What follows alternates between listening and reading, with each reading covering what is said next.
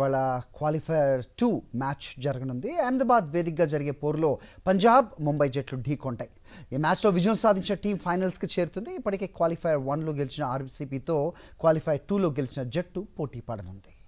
IPL 18వ సీజన్లో మరో ఆసక్తికర పోరుకు రంగం సిద్ధమైంది.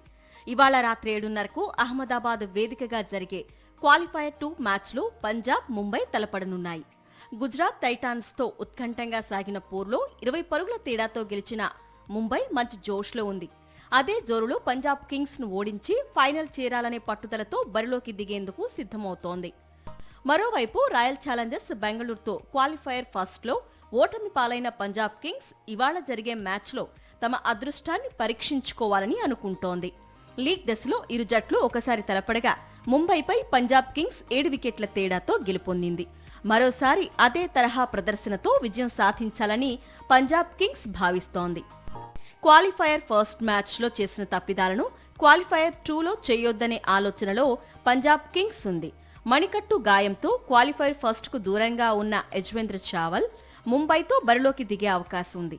ఇంపాక్ట్ ప్లేయర్గా బరిలోకి దిగిన ముషీర్ ఖాన్ స్థానంలో వైశాఖ్ విజయ్ కుమార్ ఆడనున్నాడు. మిగతా జట్టులో ఎలాంటి మార్పులు చోటు చేసుకునే అవకాశం లేదు.